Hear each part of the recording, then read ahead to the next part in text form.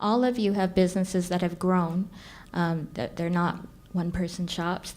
So what did you have to do or change, Margot, in order to build a company that could grow as fast as you wanted it to? It really comes down to learning how to work with people. So, as an entrepreneur, we're often accustomed to doing everything on our own. So we're the janitor as well as the decision maker for major decisions. But you can only do that for so long. So once the business goes from idea to actual inception, you have to start sharing and start giving responsibility to other people. So I think the most important thing I learned was to delegate. And it took me some time to do that because I have really high standards. And I also have a very clear way of getting things done. And so when I first started, and this is like a long time ago, 20 years ago, I used to interfere, or if something wasn't done the way I wanted it, it didn't matter what the outcome was. I wanted to see the process being implemented in the way that I thought would be the best. Now I don't go anywhere near it. I stand back, and my son has started working for me as of September. So, talk about wanting to interfere. But I stand back, and I actually let people do things on their own. And if things come in at around what I was expecting, then I'm satisfied with that. Now, I give lots of feedback. So if something isn't done properly or isn't done well, or the expectation hasn't been met, then I will give feedback as to why it hasn't been or why I'm not happy. And I will get involved and try to help and coach and mentor. But generally speaking, once I delegate something, then I stand back and I watch the person and just let them move forward and flounder and then see if they recover, and if not, then step in. Shannon, what did you have to do to make sure that Constructs could keep a pace? For us, it's a little bit different because we work with a group that's typically non-educated.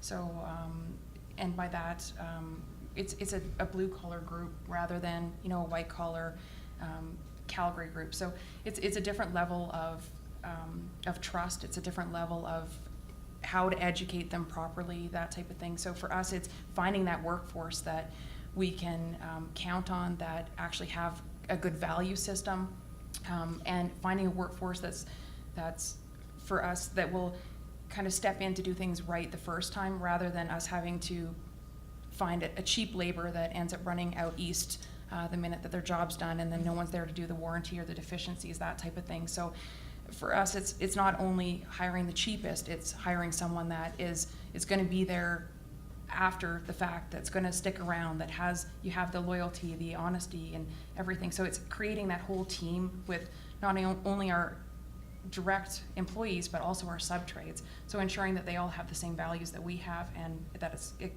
tumbles down. Gena, what have you had to do to make sure that all of your ventures grow? So first, I admitted that I didn't know everything. As an entrepreneur, I think I know everything, because it was my idea. And I took principles of the nonprofit sector and applied them to the for-profit sector. So before I incorporated my business, I pulled together an advisory committee, and they filled my gaps of knowledge, and I leaned on them as I was building my business plan, and then as we launched the first year before incorporation. And then some of those advisors became my board members, and in order to sit on my board, every board member had to invest in the company cash. So just like in the nonprofit sector, if you want to sit on a nonprofit board, it's give, get, or get off.